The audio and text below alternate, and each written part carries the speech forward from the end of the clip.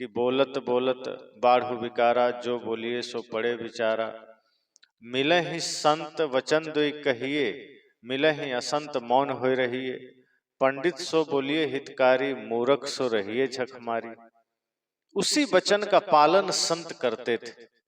जहां आवश्यक हो वहीं बोलते थे, जहां आवश्यक ना हो नहीं बोलते थे। तो जब गांव के लोग पहुंच गए कुछ सुनने, शाम की बेला है, 10-5 लोग थे। उन्होंने कहा गुरुजी कुछ जानना चाहते हैं। तो क्या जानना चाहते हो? तो ईश्वर के बारे में जानना चाहते हैं, भगवान के बारे में। आप मुझे भगवान के बारे में कुछ बताइए। संत ने कहा ठीक, मैं जरूर बताऊंगा, लेकिन उससे पहले मेरा एक प्रश्न है। अगर उसका उत्तर तुमने सही से दिया तो मैं जरूर भगवान के बारे में बताऊंगा। गांव के लोगों ने कहा जी बताएं। संत ने कहा क्या तुम भगवान को मानते हो और क्या भगवान है? तो गांव वालों ने कहा हाँ बिल्कुल हम मानते हैं और भगवान है भी। तो संत ने कहा जब तुमने पहले से ये तय कर लिया कि वो है और तुम मानते भी हो, तो मेरे से क्या जानना चाहते हो? इस पर अब कुछ बोलने की जरूरत ही नहीं। तुम अगर कुछ संशय पैदा करते तो मैं बोल सकता था, लेकिन अब जो तुम जान ही रहे हो, तय ही कर लिए हो, और जिसके बारे में तुम्हें पता भी है कि हाँ वो है, तो उस पर बोलना मतलब पानी को ऐसे ही मथना हुआ, झूठ के चर्चा करना हुआ, फिर उसमें कोई सार नहीं निकलेगा। जैसे किसी चीज की आपको जानकारी पहले से हो, बढ़िया से आप जानते हैं, और फिर भी कोई अगर बोलने लगे तो आप कहते हैं हाँ ये मुझे पता है, रहने दो। आप आगे बढ़ के बोल देते हाँ इसके बाद ये हुआ ये हुआ। इसी तरह संत ने कहा जिस चीज का पता तुम्हें पहले से है, तुम जान ही रहे हो, और ऊपर से तुम मान भी रहे हो कि हाँ मैं मानता हूं, अब मैं कुछ नहीं बोल सकता। गांव वाले ने कहा इस संत तो बड़ा अजब किस्म के हैं, हम तो सोचे कि कुछ सुनाएंगे। अरे जानते हैं मानते हैं, लेकिन क्या हुआ, कुछ उस पर बोल देते 1 घंटा। संत ने कहा मैं ऐसे नहीं बोलता, जहां काम हो वहीं बोलता हूं, जहां आवश्यक हो वहीं बोलता हूं, और जिस चीज में जरूरत लगती है तभी बोलता हूं, फिजूल एक शब्द नहीं बोलता। अब गांव वाले चूक गए, उन्हें लगा कि हम कुछ भूल कर दिए, शायद अब संत का वचन सुन नहीं पाएंगे। वो लोग लौट गए, गांव गए, विचार किया, कहा अब पुनः चलते हैं तैयारी करके, अब की बार हम उत्तर बदल देंगे, अब की बार हम कुछ नया बोलेंगे। फिर 10 मिनट बाद 10-5 लोग इकट्ठे हुए, फिर संत के पास गए। संत ने देखा, कहा तुम फिर आ गए? कहा अब की बार हम थोड़ी तैयारी करके आए हैं, थोड़ा हम सोच विचार कर आए हैं, थोड़ा विचार बदल कर आए हैं। हम पुनः यही कहेंगे कि हम आपसे कुछ सुनना चाहते हैं।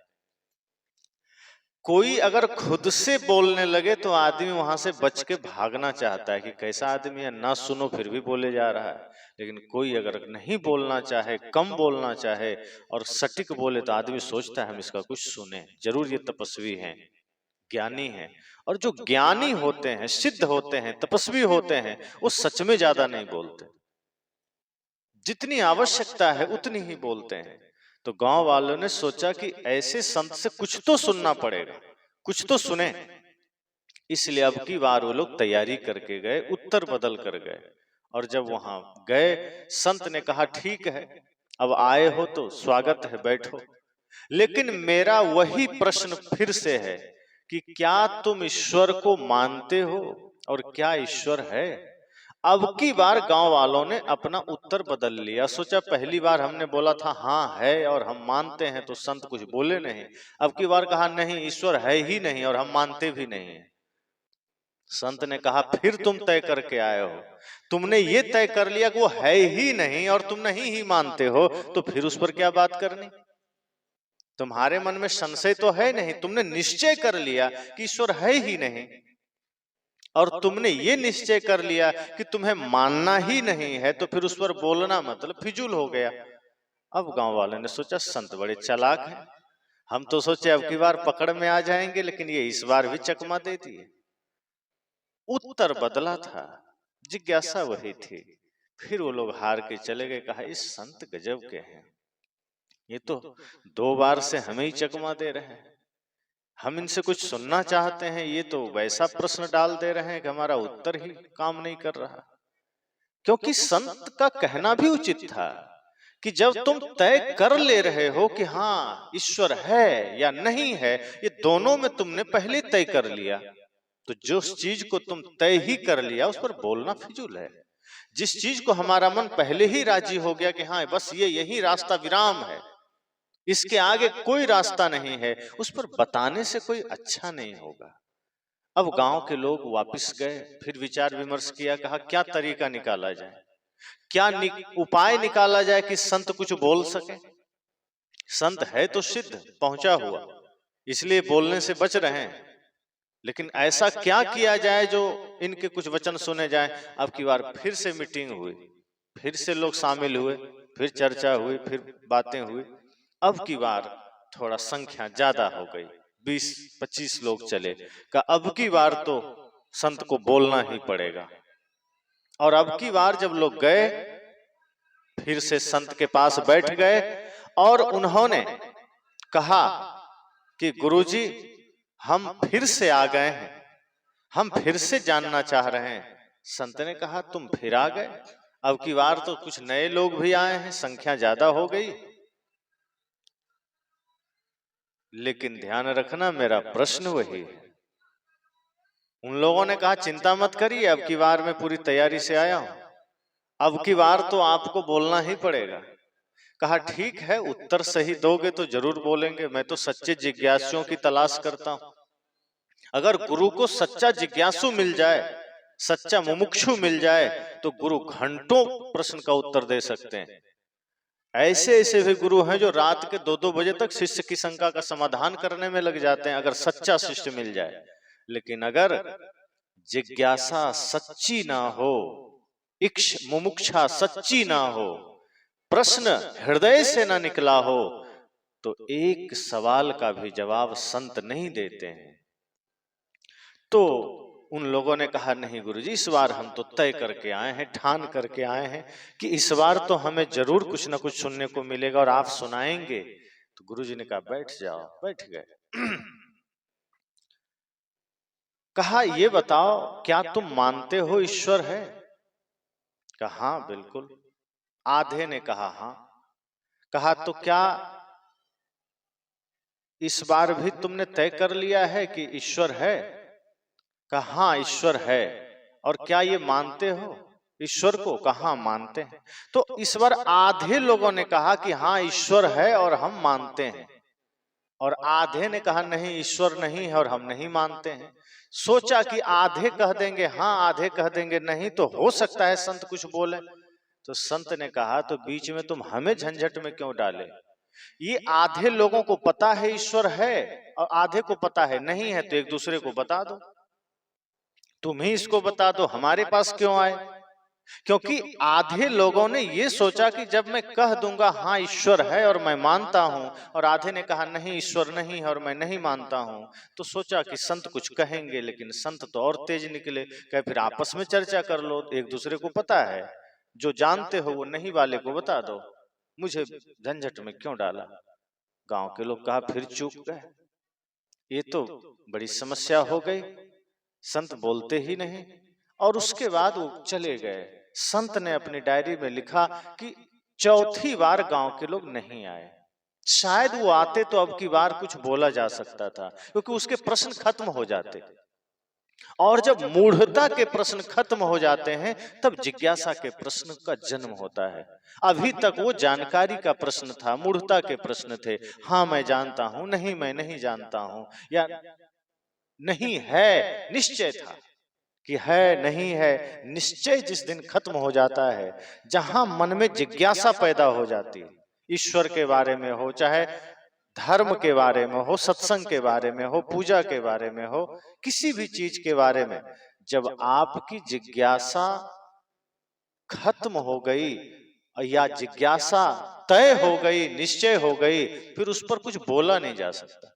जिज्ञासा रहे लेकिन ये निश्चय ना रहे निश्चय ना हो कि हाँ मैं इसे जानता हूं। जब आप जानते ही हैं तो प्रश्न का उत्तर नहीं दिया जा सकता। जिस चीज को हमने तय कर लिया कि हाँ ये मुझे पता है, फिर उसका उत्तर नहीं दिया जा सकता। और ये काम हमारी बुद्धि का है। बुद्धि ये निश्चय कर लेती है कि मुझे ये पता है, मैं ये जानता हूं, मैंने ये जाना है, मैंने ये सीखा है। और जहां इस तरह के भाव आ गए वहां प्रश्नों के उत्तर नहीं दिए जाते। संत ने कहा वो चौथी बार नहीं आए, और मैं सोचता रहा कि अब की बार अगर वो लोग आते तो मैं जरूर कुछ बोलता, ईश्वर है नहीं है। अब गुरु से हमें किस तरह से सवाल करने चाहिए? बहुत से लोग संत गुरुजनों के पास जाते हैं तो वो अपने मन के सवाल नहीं पूछते, वो किसी किताब से सवाल खोज कर ले जाते हैं। गुरुजी रामायण में ऐसा लिखा है, क्यों लिखा है? महाभारत में ऐसा क्यों लिखा है? वेद में ऐसा क्यों लिखा है? हमारे मन में दुख है, हम इसके बारे में नहीं पूछते हैं। हमारे परिवार दुखी है, हम ये सवाल नहीं करते हैं। रावण के पिताजी का नाम हमें जानना है, राम जी के दादाजी का नाम हमें जानना है। अरे पुस्तक पढ़ेंगे आपको भी पता चल जाएगा। लेकिन जो हमें नहीं मिलेगा कहीं, जो हम हमारे जानने से कुछ हो सकता है, वो जानना चाहिए। मान लीजिए राम जी की पूरी वंशावली जान भी लिए, क्या हो गए?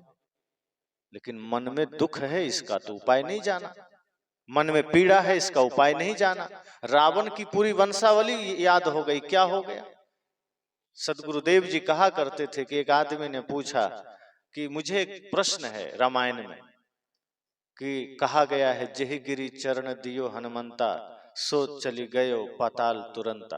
कि हनुमान जी जब समुद्र पार कर रहे थे तो उड़ने के क्रम में एक पर्वत पर एक चरण रखे तो वो पाताल में चला गया। तो हमें ये समस्या है, मन में ये शंका है कि जब हनुमान जी ने एक पैर पर्वत पर रखा, वो पाताल में चला गया, तो दूसरा पैर कहाँ रखा? अब ये प्रश्न उसके मन में आया। सदगुरुदेव जी ने कहा रामायण में ज्ञान की बातें हैं, ध्यान की बातें हैं, पारिवारिक समरसता की बातें हैं, माता पिता गुरु की भक्ति की बातें हैं। ये तुम्हें नहीं दिखा। हनुमान जी ने दूसरा पैर कहाँ रखा, ये तुमको चिंता पड़ी है। अरे हनुमान जी जहां भी रखा वो लंका पहुंच गए, काम करके लौट आए, सारा काम हो गया, अभी भी तुम चिंता में पड़े दूसरा पैर कहाँ रखा। अरे पता भी चल जाता तो क्या करते तुम? मान लो एक पैर उठा के ही रखे थे तो तुम वहां खंभा लगा देते, क्या करते? हनुमान जी को जहां रखना था पैर रख लिया, अब तुम अपनी बुद्धि स्थिर रख, तुम अपने विवेक को जगा और यह जानो कि परिवार में जीना कैसे है, यह जानो कि जीवन में सुखी कैसे हुआ जाता है। राम जी ने कौन सा मर्यादा का पालन किया जिसके वजह से वो सुखी थे? जंगल में होते हुए उनके जीवन में आनंद था, वो तुम भी करो। घर में रहते हुए अपने परिवार से, अपने पड़ोसियों से, अपने समाज से, अपने राष्ट्र से, लोगों से व्यवहार मीठा रखो। तो संत ने कहा जहां जिज्ञासा निश्चय के रूप ले ले कि हाँ ये मुझे पता है, वहां कोई उत्तर नहीं दिया जा सकता। बहुत लोग, मैंने कहा ना, गुरु संत के पास जाते हैं, प्रश्न पूछते हैं, लेकिन ऐसे प्रश्न पूछेंगे आपके पिताजी का क्या नाम है, आप किस जाति के हैं, आपका घर कहाँ है। भाई इन प्रश्नों से क्या लेना देना? जाति तो पहले ही छूट गई, मानवता में आ गए, मनुष्यता में आ गए। परिवार छूटा, अब भी वही जानना है। घर छूटा, संसार घर हो गया, अब भी वही जानना है। जो एक संत से जाना जा सकता है वो नहीं जानते हैं, जो उपाय किया जा सकता है उनके वचनों से वो नहीं पूछते हैं। जिसका कोई औचित्य नहीं है, कोई मतलब नहीं, वो प्रश्न पूछते चले जाते हैं। अब कई लोगों से कहो कि अरे ये प्रश्न फिजूल है, ये क्यों कर रहे हैं? कुछ बात करनी थी इसलिए घर का पता पूछ लिया, तो घर क्या जाओगे देखने? क्या जरूरत है? प्रश्न ऐसे हों जो मन से निकले हों, जो हृदय से निकले हों, जिसमें आपके जीवन का सुधार समाया हुआ। ऐसे प्रश्न हो जिससे आपका जीवन बदल सकता है। ऐसे ही जीवन में दुख है, कष्ट है, पीड़ा है, बाहर विस्तार है, लेकिन भीतर आदमी दुखी है। बड़े बड़े धनपतियों को देखिए, नींद की गोलियां लेनी पड़ती है अच्छी नींद लेने के लिए। हम ऐसा कुछ जाने गुरु से, ऐसा कुछ सीखें कि नींद की गोलियां बंद हो जाए, ऐसा कुछ सीखें कि चटाई पर भी लेटे तो नींद आ सके, गद्दे पर भी हम करवटें बदल रहे हैं, एसी चालू है फिर भी हमें पसीना आ रहा है। ये जीवन नहीं चाहिए। जीवन ऐसा हो कि कहीं भी लेटें नींद आ जाए, साधारण भोजन भी करें तृप्ति मिल जाए। बढ़िया बढ़िया खा रहे हैं मन तृप्त नहीं हो रहा। सदगुरु कहते हैं इस तरह से अपने भीतर के प्रश्नों को जागृत करिए, जो प्रश्न आपके दुखी मन को सुख प्रदान कर सके। फिजूल प्रश्न से कुछ नहीं होता। शास्त्रों के प्रश्न हम पूछने लगते हैं, कोई जरूरी थोड़े है कि एक तपस्वी संत ने सारे शास्त्र पढ़े। इस सारे शास्त्र पढ़ने से ज्यादा अच्छा है स्वयं को पढ़ लेना। सदगुरु कहते हैं जिसने आत्मा को जाना है, जिसने स्वयं को जाना है, उससे बड़ा ज्ञानी कोई नहीं। क्योंकि दुनिया में जानकारी की कमी थोड़े है। किसी ने चांद के बारे में जाना, किसी ने सूरज पर अध्ययन किया, किसी ने मंगल ग्रह के बारे में जाना, किसी ने पृथ्वी के बारे में जाना, किसी ने आकाश के बारे में जाना, किसी ने जल के बारे में। तो जल को जानना जरूरी नहीं है, जल के लिए प्यास होना जरूरी है। शास्त्रों को जानना जरूरी नहीं है, शास्त्रों में छिपा सत्य का बोध होना जरूरी है। अब खूब शास्त्र पढ़ते चले गए और भीतर विवेक नहीं है तो उलझते चले जाएंगे, क्योंकि शास्त्रों में तो अलग अलग बातें लिखी है। किसी में कुछ लिखा है, किसी में कुछ लिखा है, कहीं कुछ एक दूसरी बातों से बातें कटती चली जाती। आप रामायण ही पढ़िए, गोस्वामी तुलसीदास जी का रामायण पढ़िए और वाल्मीकि रामायण पढ़िए, दोनों में मैच नहीं होता, एक दूसरे का ही विरोध में रामायण खड़ा है। अध्यात्म रामायण पढ़िए, वही प्रसंग उसमें मेल नहीं खाता। अब आप सोचते रहेंगे कि इसमें तो ऐसा लिखा, उसमें वैसा लिखा। वाल्मीकि रामायण में कहीं कहीं ऐसा भी लिख दिया गया राम जी मांस खाते थे। अब क्या करेंगे, आप भी खाना शुरू कर दिए। और कई लोग कहते हैं कि राम जी तो मांस खाते थे। अब मानस में नहीं लिखा है और निश्चय ही राम जी नहीं खाते होंगे। तो बहुत सी बातें हैं जो शास्त्रों में हम पढ़ेंगे और विवेक नहीं है तो उलझ जाएंगे। वही विवेक हमें गुरु जगा देते हैं। लेकिन हम गुरु के पास जिज्ञासु बनकर जाएंगे तब। तो हम अपना विवेक जगाने तो नहीं जाते, बुद्धि का व्यायाम करने चले जाते हैं। कुछ ना कुछ बाहरी प्रश्न हम लेकर खड़े हो जाते हैं। तो गुरु कहते हैं कि आपके भीतर अगर कोई जिज्ञासा है, उस जिज्ञासा में निश्चयात्मक मत कर लीजिए कि हाँ ये मुझे पता है। जैसे ही आप ठान लेते हैं कि यही अंतिम है, यही हमारा पक्का निश्चय है, उसके आगे रास्ते खत्म हो जाते हैं। जैसे आप जाएं यहां से, जिला मुख्यालय आपका सहरसा है और मेन रोड पर आप चले जाएं तो पत्थर में लिखा होता है, साइड में पत्थर होता है ना, मील का पत्थर जिसे बोलते हैं, किलोमीटर लिखा होता है।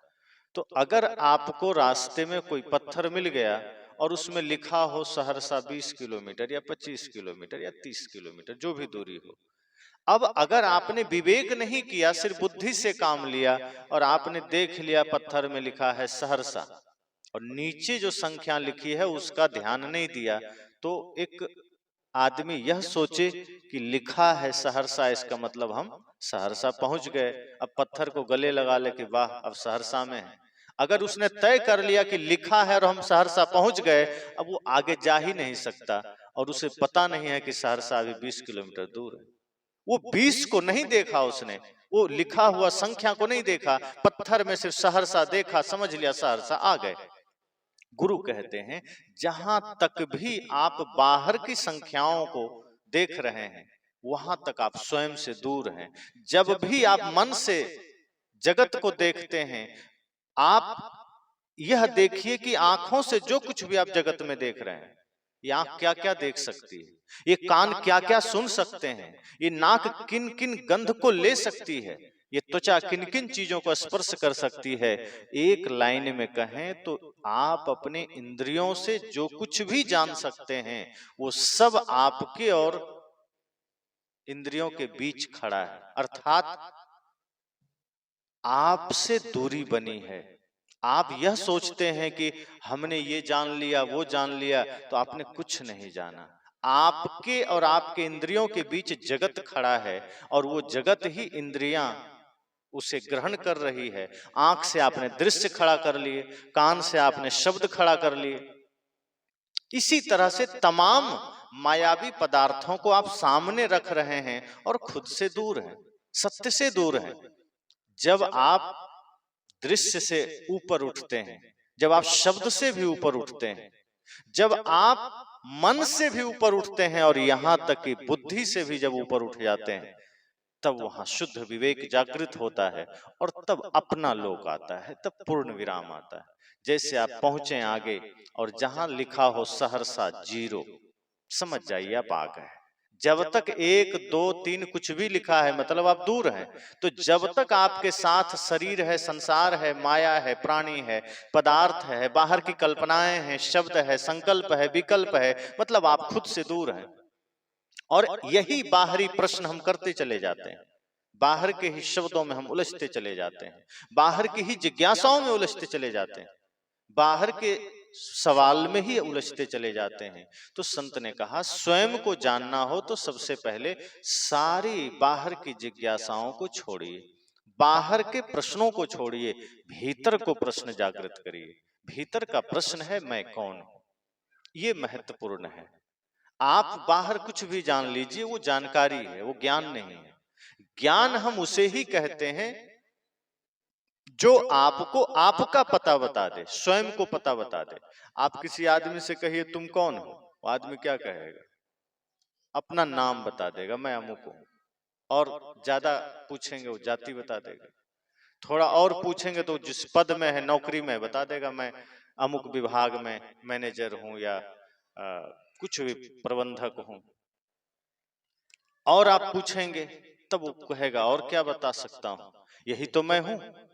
लेकिन आप पूछिए कि जब तुम्हारा जन्म हुआ तो क्या तुम मैनेजर थे? नहीं, मैं मैनेजर नहीं था। तुम जब जन्म लिए तो क्या तुम्हें किसी ने तुम्हारे नाम से पुकारा था कि चलो रमेश नाम है तो रमेश का जन्म हुआ? कहा नहीं। जन्म के बाद नाम रखा गया, तो तुम नाम भी नहीं हो, तुम पद भी नहीं हो, तुम क्या हो? किसी ने पूछा, हम नाम ले लेते हैं, नाम बाद में रखा, नाम जन्म से थोड़े आया है। किसी का नाम सुरेश है, वो जन्म लिया, किसी ने कहा कि सुरेश का जन्म हुआ है। इतना ही कहा कि किसी बच्चे का जन्म हुआ है, आज उसका नामकरण संस्कार है, 5 दिन 10 दिन महीने भर बाद उसका नाम रखा गया, अब वो सुरेश हो गया।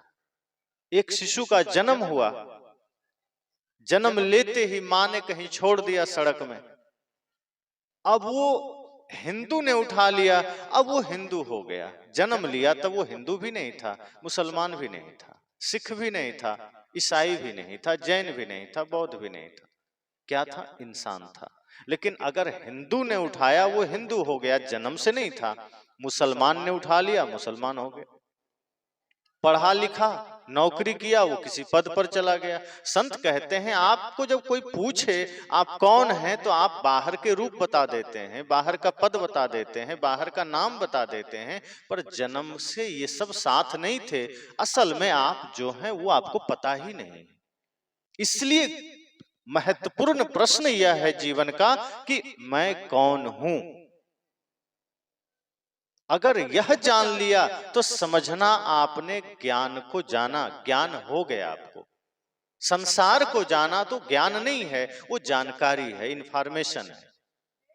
जैसे आप दूसरे के बारे में जानते हैं, दुनिया के बारे में, घर मकान दुकान के बारे में, ये इसको जानकारी कहते हैं। किसी को जनरल नॉलेज है बहुत सारा कि भारत की राजधानी कहाँ है, बिहार की कहाँ है, भारत में कितने राज्य हैं, कितने केंद्र शासित प्रदेश हैं, दुनिया में कितने देश हैं, सबकी राजधानी कहाँ है, पानी कैसे बनता है, पेड़ पौधे ऑक्सीजन कब छोड़ते हैं, ये दुनिया भर की जानकारियां हैं। इसे ज्ञान नहीं कहते, हम इसे ही ज्ञान मान लेते हैं कि जो आदमी धड़ाधड़ सब कुछ बता दे बाहर का कि गीता में इतने श्लोक हैं, इतने अध्याय हैं, वेद में इतने श्लोक हैं, उपनिषदों में इतने श्लोक हैं, महाभारत में इतने श्लोक हैं, अगर कोई ये बता दे कि इतने इतने श्लोक हैं, आदमी कहेगा वाह क्या ज्ञानी आदमी।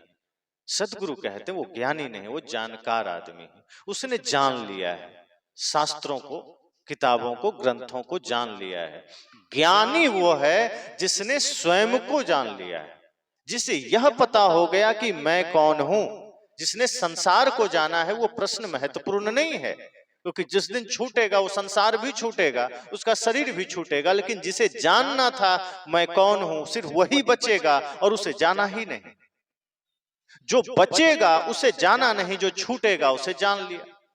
तो संसार को जान लिया, शरीर को जान लिया, घर परिवार को जान लिया, वो सब छूटेगा। आज जो शरीर हमारे पास है उस शरीर भी छूटेगा, चाहे कितना ही सुंदर हो, कितना ही बलिष्ठ हो।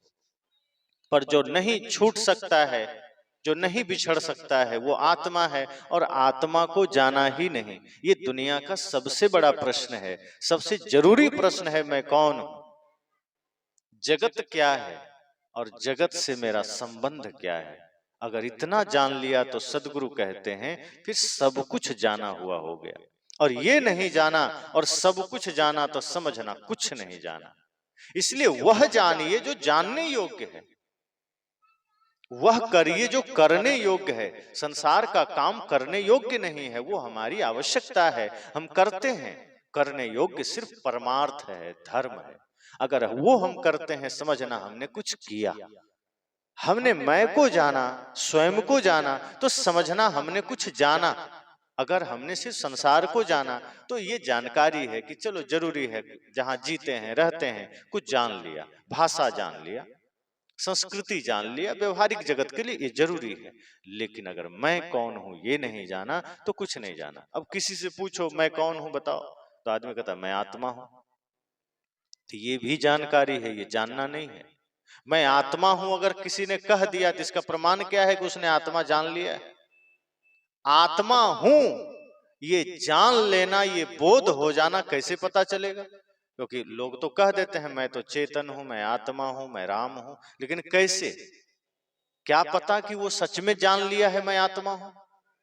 पता करने का एक ही तरीका है, जिस दिन शरीर और शरीर के संबंधों की सारी आसक्ति खत्म हो जाए, समझ जाना उसने जान लिया है कि मैं आत्मा हूं। अर्थात जिस दिन हमें स्वयं का पता हो जाएगा और शरीर नश्वर है यह पता चल जाएगा, शरीर से मोह खत्म हो जाएगा। अभी शरीर के प्रति आसक्ति बनी है, शरीर के प्रति मोह बना है, शरीर से जुड़े हुए प्राणी पदार्थों के प्रति मोह बना है। इसका मतलब हमने आत्मा को जाना नहीं, और आत्मा की नश्वरता, शरीर की नश्वरता को जाना है, आत्मा की अमरता को नहीं जाना। जिस दिन आत्मा की अमरता का पता चलेगा उसी दिन हमें शरीर से थोड़ा विरक्ति होने लगेगी, संसार से विरक्ति होने लगेगी। अभी संसार में आसक्ति है, शरीर में आसक्ति है, सारा यत्न हम शरीर के लिए करते हैं, सारा प्रयास हम संसार के लिए करते हैं। इसलिए सदगुरु कहते हैं महत्वपूर्ण प्रश्न है मैं कौन हूं, और यह जान लेना ही जरूरी है।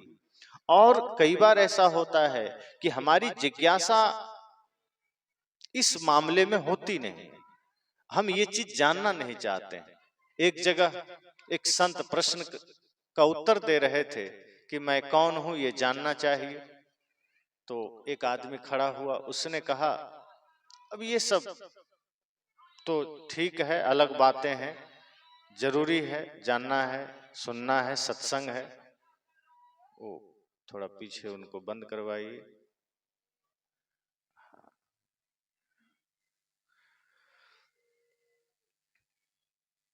तो संत से प्रश्न पूछा कि जब संत बोल रहे थे कि आप ये तो छोड़िए, थोड़ा व्यवहारिक बोलिए और ध्यान के बारे में बोलिए। तो संत ने कहा ध्यान भी जरूरी है, मैं कौन हूं ये भी जरूरी है, व्यवहारिक भी जरूरी है, लेकिन आपने व्यवहार में क्या पाया? उस व्यक्ति ने कहा कि मैं तो सिर्फ ध्यान के बारे में जानना चाहता हूं। संत ने कहा कि आपका व्यवहार ठीक हो गया? कहा वो छोड़िए, मैं तो ध्यान के बारे में जानना चाहता हूं। तो जब ऐसा वो बोल रहा था उसी समय उसके मुंह में गुटखा था। संत ने कहा तुम्हारा गुटखा नहीं छूटा, तुम ध्यान के बारे में जानना चाहते हो। ध्यान का मतलब है जहां हम काम क्रोध लोभ मोह विकारों को छोड़ते हैं, जहां हम आसक्ति को छोड़ने की प्रक्रिया में जाते हैं। ध्यान से हमारे वो सारे विकार छूटते हैं। और तुमने तो अभी बाह्य विकार ही नहीं छोड़े, तुम तो अभी नशा से ही मुक्त नहीं हो पाए, तुम तो अभी दुर्व्यसन से ही मुक्त नहीं हो पाए। अर्थात तुम मोटी मोटे दोषों से ही मुक्त नहीं हो पाए तो तुम झीनी माया झीनी दोष कैसे छोड़ोगे। इसलिए सर्वप्रथम हमें वो मार्ग पकड़ना है जहां से हमारे शरीर की शुद्धि हो सके। अगर हमारे शरीर की शुद्धि हुई तो अंतः शुद्धि भी होगी। शरीर अगर गंदा है, अब शरीर गंदा का मतलब सिर्फ यह नहीं है कि हम नहा लिए तो हम साफ हो गए या धूल लग गई तो हम गंदे हो गए। शरीर गंदा हमारे भोजन से भी होता है, शरीर गंदा हमारे कर्म से भी होता है। अगर हम हाथों से गलत कर्म कर रहे हैं, अगर हम पैर से गलत दिशा में जा रहे हैं, अगर आंखों से हम गलत देख रहे हैं, कान से गलत सुन रहे हैं, तब भी शरीर अशुद्ध होता है। और जब शरीर अशुद्ध है तो मन शुद्ध कैसे होगा। तो मन शुद्ध करना हो, मन को पवित्र करना हो तो शरीर की शुद्धि भी जरूरी है, शरीर की पवित्रता भी जरूरी है, क्योंकि शरीर स्वयं परमात्मा का मंदिर है, यह देवालय है। और जब शरीर को हम मंदिर समझ करके, शरीर को हम भगवान का घर समझ करके व्यवहार करते हैं तो इसी शरीर रूपी मंदिर में सच में परमात्मा उद्घाटित हो जाते हैं, जागृत हो जाते हैं। इसलिए संसार में हम सबको यह सोचना है कि जीवन थोड़ा है, और ये भी नहीं कहा जा सकता कि थोड़ा है, किसी को पता नहीं है कितना है, इतना मान सकते हैं अभी है, वर्तमान में है, आगे है नहीं है कोई नहीं जानता। और इसी में जीवन चला जा रहा है, चला जा रहा है, पर कितना जल्दी कब कौन मृत्यु के निकट खड़ा होगा पता भी नहीं है। और ये भी कहना उचित नहीं कि हम मृत्यु के निकट हैं, बल्कि जन्म से ही मृत्यु हमारे साथ है, वो कभी अलग नहीं रहता। अगर मृत्यु अलग होती तो हमारे शरीर की स्थिति ये ना होती, जो बचपना है बचपना ही रहती। एक एक दिन अगर शरीर क्षीण हो रहा है, इसका मतलब मृत्यु हमें एक एक दिन क्षीण कर रही है, मृत्यु साथ में है, मृत्यु कभी अलग नहीं है। जन्म लिए और मृत्यु साथ हो जाती है, तभी तो शरीर की अवस्था ढलती है, तभी तो आंखों की रोशनी कम होती है, चाम लटकते हैं, पैर लड़खड़ाते हैं, दांत टूटते हैं। शरीर की जर्जर अवस्था होती क्यों है? क्योंकि मृत्यु जन्म से साथ है। और कोई आदमी अचानक गुजरता भी नहीं, ये भी नहीं सोचिए जैसे कोई 15 साल का 20 साल का आदमी गुजर गया तो आदमी को आश्चर्य होता है कि 20 साल का आदमी मरा कैसे। आश्चर्य नहीं करिए, वो 20 साल जिया कैसे, ये आश्चर्य है। सदगुरु तो कहते हैं 10 द्वारे का पिंजरा तामे पंछी पौन, रहवे को अचरज है जात अचंभे कौन। कि जैसे एक पिंजड़ा हो, उसमें 10 दरवाजा हो और 10 दरवाजा खुला है और उसमें पंछी बैठा है, तो बैठना आश्चर्य है कि उड़ जाना आश्चर्य। उड़ जाए तो कोई आश्चर्य नहीं, दरवाजा खुला है। अब घर के सारे दरवाजे खुले हैं और कोई आदमी घुस के आपने उसको बंद कर दिया, चोरी करते समय चोरी किया, आपने घर में बंद कर दिया और दरवाजे सब खोल दिए। अब वो रुक जाए तो समझना आश्चर्य की बात है, वो भागा क्यों नहीं। ऐसे ही पिंजड़ा में दरवाजा खुला है और पंछी बैठा है, आश्चर्य है। सदगुरु कहते हैं सबके शरीर में 10 दरवाजे और 10 खुले हैं, कोई बंद नहीं, और फिर भी परमात्मा अर्थात जीव इसमें बैठा है, इसमें पंछी बैठा है। तो बैठना आश्चर्य है, उड़ जाना कौन सा आश्चर्य है। तो हम जिंदा हैं यही आश्चर्य है, मृत्यु आश्चर्य नहीं है, जीवन आश्चर्य है। हम जिंदा हैं, जी रहे हैं, यही आश्चर्य है। मृत्यु तो सत्य है, साथ में है और अचानक कुछ भी नहीं होता। ऐसा नहीं कि हम अचानक एक दिन मरते हैं, हम प्रतिदिन थोड़ा थोड़ा मरते हैं। कोई आदमी कहता है ये मेरा 10वां जन्मदिन है, कोई कहता है 50वां जन्मदिन है, कोई कहता है 35वां जन्मदिन है। वो 35वां जन्मदिन नहीं है, हम तो कहते हैं 35वां मृत्यु दिन है, क्योंकि एक एक साल हमने मरा है, हम मर के यहाँ तक पहुंचे हैं। 30 अगर हमारी उम्र है तो 30 हमारा मर चुका है, अब वो लौट के नहीं आएगा, वो खत्म हो चुका है। हमारा जीवन एक एक पल मृत्यु के निकट जा रहा है। अगर कोई व्यक्ति मान लो 100 साल जीना चाहता है और अगर उसकी 100 साल हम आयु मान भी लें और उसकी उम्र 50 साल हो गई तो समझना 50 वो मर चुका, अब सिर्फ 50 उसके हाथ में बचा है। इसलिए 50, 20, 30, 60 ये नहीं कि हाँ ये हमने इतना बड़ा उम्र हमने पा लिया। एक एक दिन हम मृत्यु के निकट जाते हैं और अचानक नहीं मृत्यु होती, मृत्यु हमें एक एक पल मारती है, एक एक क्षण मारती है। एक एक बीता हुआ पल समझना हम मृत्यु के ही निकट जा रहे हैं। संतों ने कहा है, उम्र देख पल पल घटी जा रही है, निकट मौत छिन छिन चली आ रही। समझ ले तू बंदे इशारा घड़ी का, नहीं है भरोसा जरा जिंदगी का। उम्र तो पल पल घटी जा रही है और फिर भी हम जीवन के प्रश्न को जान नहीं पाए। हमने अभी भी संसार को ही जाना है, अभी भी हमने दुनिया को ही जाना है, स्वयं को नहीं जाना। दुनिया को जानते जानते चिता में चले जाएंगे और अर्थ कुछ नहीं होगा। और चिता में जाना ही है, कोई रोक नहीं सकता। लेकिन हमने मैं कौन हूं, जीवन क्या है, ये जाना नहीं। और कैसे जीवन को अमर बनाया जा सकता है। अगर हम इस नश्वर जीवन में कुछ ऐसा काम करें जो धर्म का हो, भक्ति का हो, प्रेम का हो, तो वो निश्चय ही आपको थोड़े से जीवन में अमरता भी मिल सकती है। हमारे महापुरुष, जो महापुरुष हुए, चाहे वो बुद्ध हैं, महावीर हैं, कबीर हैं, चाहे राम हैं, कृष्ण हैं, चाहे हनुमान है, माता शबरी हैं, चाहे हमारे शहीद भगत सिंह हैं, चंद्रशेखर आजाद हैं, नेताजी सुभाष हैं, लक्ष्मीबाई हैं, इन्होंने अपने जीवन में वो कर्म किया, वो जीवन जिया कि वो कर्म इनको महान बना दिया, ये अमर हो गए। और हम क्या करते हैं, हम ऐसे कर्म कर रहे हैं जो कर्म हमें महान नहीं बनाते, जो कर्म से सिर्फ हम संसार बनाते हैं। और वही कर्म धीरे से खत्म हो जाता है और हम भी खत्म हो जाते हैं। फिर वो कर्म तैयारी करता है हमें दूसरे जन्म में जाने के लिए, और फिर हम ना जाने किस योनि में चले जाते हैं, मिलता कुछ नहीं।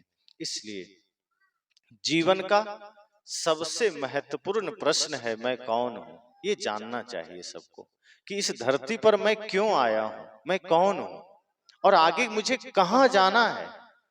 जिस संसार के पीछे हम इतनी तत्परता से लगे हैं, वो संसार किसी का ना हो सका, किसी का भी नहीं, सबका छूटा है, हमारा भी छूटेगा, आपका भी छूटेगा। तो जो अपना है उसे जानना है, उसे ही जीना है। और वो जब जान लिया, मैं कौन हूं जान लिया, तो उसी जीवन में फिर प्रेम उतर आता है, उसी में करुणा उतर आती है, उसी में भक्ति उतर आती है। यही जीवन का उद्देश्य है, यही जीवन का लक्ष्य है। अब मैंने कहा कि आत्मा हूं मैं, ये कैसे पता चलेगा। तो पता चलने का मार्ग यही है कि हमारे भीतर से संसार की आसक्ति मिट जाए, कि धीरे से शरीर का मोह खत्म हो जाए, शरीर में रहते हुए शरीर से हम मुक्ति पा सकें। अभी तो शरीर के प्रति बड़ी आसक्ति है कि छूट ना जाए, लाचार भी है तो हम डरे रहते हैं, पता नहीं छूट ना जाए। शरीर साधन है, स्वस्थ रखिए, स्वस्थ रखने में कोई कमी मत करिए, प्रकृति से जुड़कर रहिए, शुद्ध खाइए, शुद्ध पीजिए। जितना आप प्रकृति के निकट रहेंगे, जितना मन को निर्मल रखेंगे, शरीर उतना स्वस्थ रहेगा और लंबा जाएगा। और जैसे ही हम प्रकृति से दूर होते हैं, जैसे ही हम कचड़ा भोजन करने लगते हैं, आज समय में उठना शुरू कर देते हैं, आज समय में जगना शुरू कर देते हैं, देर तक हलचल में जीने लगते हैं, शरीर धीरे धीरे बीमार होता है। आप जंगल के जानवरों को देखिए, कभी बीमार नहीं होता, उसे कभी अस्पताल नहीं जाना पड़ता, वो 24 घंटे प्रकृति के निकट जीता है, शुद्ध प्राकृतिक वातावरण में जीता है। बीमार भी वही जानवर होते हैं जो मनुष्य के संग में आ गए हैं। आप देखिए, जो कुत्ता, बिल्ली, गाय, भैंस मनुष्य के संग में रहता है, वही बीमार होते हैं। जंगल के जीव बीमार नहीं होते, उन्हें अस्पताल नहीं जाना पड़ता। इसका मतलब सारी बीमारी हमसे ही पैदा हुई है, मनुष्यता ही उसका कारण है, मनुष्य ही उसका कारण है। और जो मनुष्य ही सारी समस्याओं का कारण है, तो मनुष्य को ही उसे ठीक करना पड़ेगा, उसे अच्छा करना पड़ेगा। इसलिए प्रकृति के निकट रहिए, जीवन में शुद्ध प्राकृतिक जीवन को अपनाइए, शुद्ध खान पान को अपनाइए। सदगुरु नहीं कहते कि शरीर को भोजन मत दो, स्वास्थ्य मत दो, वे कहते हैं शरीर थोड़ा दिन जिए कि कितना जिए कि पूरा जिए, स्वस्थ रखिए, पवित्र रखिए। और जब आपका शरीर शुद्ध रहेगा तो मन भी शुद्ध रहेगा, मन भी पवित्र रहेगा, और उस शरीर से फिर आप थोड़ा भी कुछ करेंगे वो पुण्य ही होगा। पवित्र मन से किया गया सारा काम पूजा है। और अगर गंदा मन से आप पूजा भी करते हैं वो पूजा नहीं है। मन में छल रख करके अगर आप भगवान की उपासना भी कर रहे हैं वो उपासना नहीं है। मन में कपट रख करके आप अगर तीर्थ भी जा रहे हैं वो तीर्थ जाना नहीं हुआ। आप खूब गंगा सागर चले जाएं, द्वारिका चले जाएं, पुरी चले जाएं, तिरुपति चले जाएं, कहीं चले जाएं, लेकिन मन साफ नहीं है तो जाना व्यर्थ है। अब देखिए अभी कितनी बड़ी खबर आई कि तिरुपति के प्रसाद में चर्बी मिलाई गई। अब सोचिए वे आदमी कौन रहे होंगे? क्या पाकिस्तान से घी आता था क्या? भारत के ही लोग वहां घी भेजते हैं तिरुपति मंदिर में, और जो आदमी घी भेज रहा था, जहां से घी खरीदी जा रही थी, वो आदमी वे लोग कैसे रहे होंगे जो लोगों के साथ कितना बड़ा छल किया। प्रसाद में चर्बी मिला दिया, घी में चर्बी मिला दिया। तो उसने कर्म को पूजा नहीं बनाया, उसने कर्म को भी, धर्म को भी धंधा बना लिया, पूजा नहीं बनाया। जब हम अपने कर्म को धंधा समझ लेते हैं, व्यवसाय समझ लेते हैं, उस दिन हमारी नीयत बिगड़ती है कि जितना अधिक से अधिक धन हम उपार्जन कर सकें, और उसके लिए जो अनीति करना पड़े हम करते हैं। सदगुरु कहते हैं तो ये संसार है।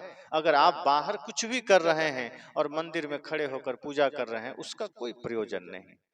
आपकी पूजा वही है कि आप जहां भी आंखें खोलें सब में भगवान को देख सकें।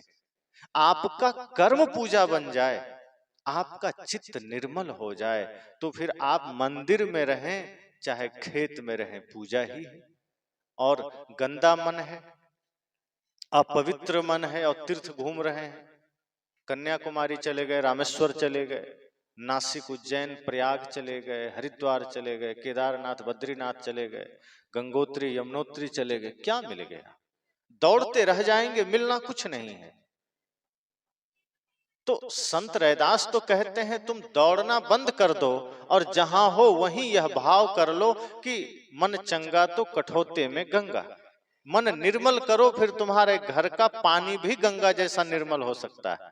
और मन गंदा है तो तुम गंगा में भी डुबकी लगाओगे तो समझना तुम नाले में खड़े हो, क्योंकि मन के ऊपर है सब कुछ। अगर हमारा मन गंदा है और हम किसी को कुछ भी दे रहे हैं, वो प्रसाद नहीं बन सकेगा। आपका मन निर्मल है तो आपका कुछ भी देना प्रसाद बन जाता है, आपका कुछ भी करना पूजा बन जाता है। इसलिए कर्म को पूजा बनाना है। सिर्फ कर्म ही पूजा नहीं है, धर्म युक्त कर्म हो तब पूजा है, वरना किसी को मारना भी तो कर्म ही है, शराब पीना भी कर्म है, व्यभिचार करना भी कर्म है, तो क्या वो पूजा है? सदगुरु कहते हैं निर्मल मन के साथ किया गया कर्म, धर्म के साथ किया गया कर्म पूजा बनता है।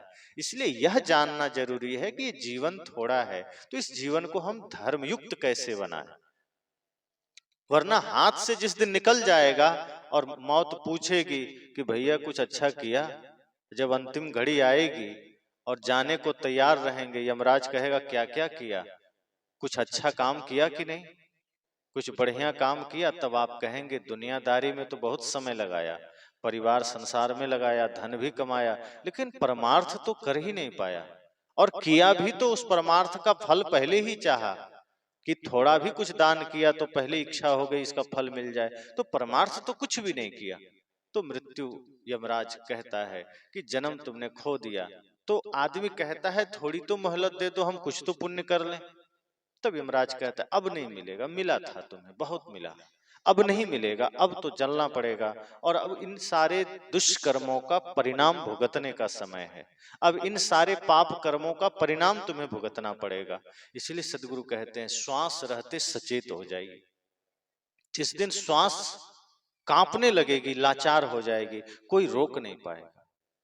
बड़े बड़े रुपयों का बंडल भी आपके पास है तो मृत्यु के पास घूस नहीं चलती है। आप दुनिया में कहीं घूस देकर काम करा सकते हैं, लेकिन यमराज सामने खड़ा हो, आप घूस से उसको नहीं बदल सकते। जो लिखा है, जो भाग्य आपने लिखा है, जो कर्म आपने किया है, वो कोई बदल नहीं सकता, क्योंकि आप खुद लिखे चले जा रहे हैं। और ये भी मत समझिए कि किसी ईश्वर ने आपका भाग्य लिख दिया इसलिए बदला नहीं जा सकता। ईश्वर किसी का भाग्य लिखता नहीं है, वो लिख भी नहीं सकता।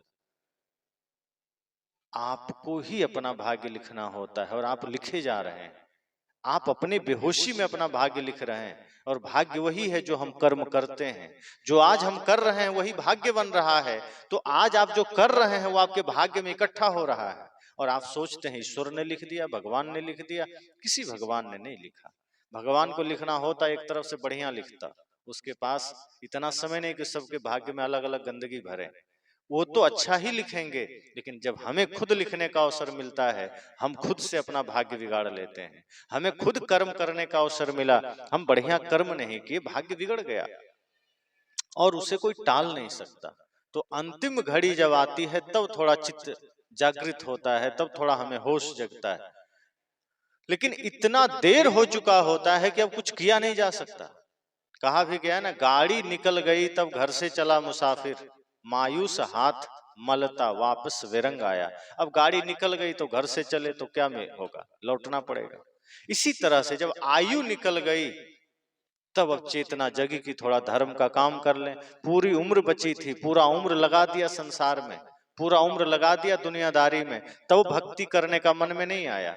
तब कहते थे बुढ़ापे में भजन कर लेंगे, तब कहते थे बुढ़ापे में सत्संग कर लेंगे, तब कहते थे बुढ़ापे में आश्रम चले जाएंगे, संतों की सेवा कराएंगे।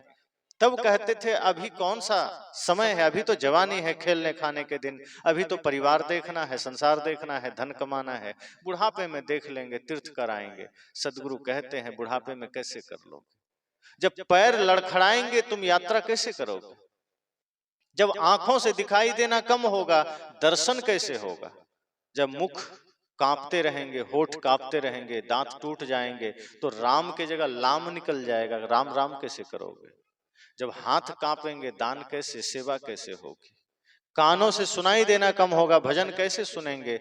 भजन सत्संग और परमार्थ धर्म करने के लिए जो आपने तय कर दिया कि बुढ़ापे में करेंगे, और जो प्रपंच है आपने जवानी में कर लिया, तो वो जवानी का दुष्कर्म बुढ़ापे में और भारी होगा और आप कुछ नहीं कर पाएंगे। जब हम संसार का काम और धर्म का काम साथ साथ करते चले जाते हैं, तन से काम मन से राम कहीं कबीर सरे दो काम। तो अगर जवानी में ही हमने कुछ धर्म किया, परमार्थ किया, कुछ सेवा का काम किया, गुरु संत की सेवा, समाज की सेवा, राष्ट्र की सेवा, और अपने बच्चों में वो दिव्य संस्कार भरे जिस वजह से आपके बच्चे महापुरुषों के पद चिन्हों पर चल सके, भगत सिंह चंद्रशेखर आजाद के पद चिन्हों पर चल सके, रामकृष्ण के पद चिन्हों पर चल सके, तो समझना कि फिर आपकी बुढ़ापा भी सुखद हो सकती है। लेकिन अगर आपने जवानी सिर्फ नफरत, घृणा और प्रपंच में बिताया है और सिर्फ आपने संसार को बटोरने में लगाया है, तो एक दिन आपको खुद ये बात याद आएगी कि हमने जवानी बर्बाद कर ली, अब बुढ़ापा में हमें रोने से कोई नहीं रोक सकता। रावण जैसा व्यक्ति भी लाचार हुआ जब मृत्यु सामने थी। वो कहता था कि मैंने तो मृत्यु को दासी बनाया है। मृत्यु के आगे किसी का नहीं चलता, AK-47 भी लाचार हो जाता है। कोई कहे कि मेरे पास पैसा है, हथियार है, मृत्यु को हम झुका लेंगे, रावण भी प्रयास किया, लेकिन जिस दिन मृत्यु सच में सामने आ गई उस दिन रावण का भी सिर जमीन पर पड़ा था और लोगों के पैर से वो ठोकरे खा रहा था। ये जीवन का अंतिम सत्य है और हम दौड़े चले जा रहे हैं, भागे चले जा रहे हैं, होश में हम नहीं है। हमें लगता है जो हम कर रहे हैं यही सत्य है, वो सत्य नहीं है। वो आपका एक आवश्यकता है कि आप, शरीर है तो भोजन देना है, घर बनाना है, इसे एकत्रित करना है, इसे व्यवस्थित रखना है, लेकिन ये आपका लक्ष्य नहीं है। आप सफर में हैं, रास्ते में आप भोजन करते हैं, वो आपका लक्ष्य नहीं है, वो आपकी जरूरत है, लेकिन लक्ष्य आपका जहां जा रहे हैं वो है। इसी तरह से ये शरीर, ये संसार, ये घर, ये धन, ये जमीन, ये झूठ फरेब, ये सब कुछ स्वप्न की भांति है, ये अंतिम सत्य नहीं। अंतिम सत्य मृत्यु है जो आपको सब कुछ से छुटा देगी। आपका प्रिय पुत्र से बिछुड़ जाएंगे, आप धन से बिछुड़ जाएंगे, पद से बिछुड़ जाएंगे, घर से बिछुड़ जाएंगे, जमीन से बिछुड़ जाएंगे, लेकिन जो जिससे आप नहीं बिछुड़ सकते हैं वो सिर्फ भक्ति है, प्रेम है, सदगुरु का ज्ञान है, और वो हम जीवन पर्यंत उसके लिए प्रयास नहीं करते। इसलिए तो हमारे संतों ने कहा कि आप वो धन कमाइए जो आपसे कोई छीन नहीं सकता। बाहर का धन की जो जरूरत है वो करिए, नहीं कहा जा रहा है कि आप धन छोड़ दीजिए, धन हटा दीजिए, वो जरूरत है। शरीर की व्यवस्था डगमगा जाएगी। लेकिन आप भजन भी तो करिए, परमार्थ भी तो करिए। अंतिम समय में जब यमराज पूछेगा क्या कमाया, तो क्या जवाब देंगे? अंतिम घड़ी में जब मृत्यु सामने खड़ी होगी तो क्या जवाब देंगे? और आदमी की स्थिति कैसी है जब मरघट में चला गया और वहां ना लाइट है, ना पंखा है, लेटा है, और तब वह हड़बड़ा के मृत्यु से पूछता है, किसने मुझे यहां लाकर छोड़ा है, किसने मुझे इस अंधेरे में छोड़ा है? तो मृत्यु कहती है, जिसके लिए तुमने जीवन भर धन को जोड़ा है, उसी ने तुम्हें इस अंधेरे में छोड़ा है, किसी दूसरे ने नहीं छोड़ा। जिसके लिए तुमने जीवन भर प्रयास किया, उसी ने तुम्हें यहां छोड़ा है, और वही तुम्हारे मुख में आग भी डालेगा, चिंता मत करो, और जला भी देगा। और वो ये नहीं कहेगा कि चलो पिताजी बड़े प्यारे थे, इन हाथों से मुझे गोद में उठाया करते थे, इन्हीं हाथों से भोजन कराया करते थे, तो ये हाथ घर में रख लें, ये कंधा घर में रख लें, कुछ नहीं, वो 2-4 दिन आंसू बहाएंगे और आपको मरघट पहुंचा के जला देंगे। ये संसार का नियम है, यही हो जाना है, ये हमको भी हो जाना है, आपको भी हो जाना है, ये अंतिम परिणाम है। तो जो नहीं मिटाया जा सकता वो सिर्फ भक्ति है, और भक्ति में हम कभी लगते ही नहीं। जिसने भक्ति का धन पा लिया, जिसने गुरु ज्ञान का धन पा लिया, उसे कोई मिटा नहीं सकता। इसलिए मीराबाई ने कहा था, पायो जी मैंने राम रतन धन पायो। उसने नहीं कहा मैंने हीरा पाया, मैंने सोना पाया, चांदी पाया, घर पाया। उसने कहा ये सोना चांदी हीरा तो शरीर की जरूरतें हैं, ये है मेरे पास, मैंने इसे छोड़ दिया, था मेरे पास, लेकिन अब गुरु ने वह ज्ञान दे दिया है, सदगुरु ने वह सत्य बता दिया है, जिससे मुझे कोई नहीं छीन सकता। दुनिया की बाहर की कोई दौलत आपसे छीनी जा सकती है, कोई चोर नहीं छीनेगा, बेटा तो ले ही लेगा, परिवार तो ले ही लेंगे। आपके शरीर में कोई गहना है, वो भी अंतिम घड़ी में लोग उतार लेते हैं, खोल लेते हैं, लेकिन आपके पास अगर भक्ति का धन है, ज्ञान का धन है, तो कोई आपसे छीन नहीं सकता। खर्चे नहीं कोई चोर न लूटे, दिन दिन बढ़त सवायो, कि न वो खर्च हो सकता है, न उसे कोई बांट सकता है, बल्कि वो धीरे धीरे बढ़ता जाएगा, वो बढ़ता जाएगा। इसलिए अंतिम समय के लिए भी तैयार रहिए कि कौन घड़ी आखिरी हो जाए, कौन सा समय आखिरी हो जाए, कोई नहीं जानता। कौन सा चौक चौराहे पर जीवन विराम हो जाए, कोई नहीं जानता। हमारे जीवन में कितना तेल है, कौन जानता है, कब यह तेल खत्म हो और प्राणांत हो जाए। इससे सचेत रहना है, जागृत रहना है, होश में रहना है कि जीवन की नश्वरता, बल्कि शरीर की नश्वरता हमें ध्यान रहे। और जब हमें मृत्यु का ध्यान रहेगा, जीवन में कोई पाप हमसे नहीं होगा, कोई बुरा कर्म हमसे नहीं होगा। हम बुरा कर्म तभी करते हैं जब यह मान लेते हैं कि हमें यहीं रहना है।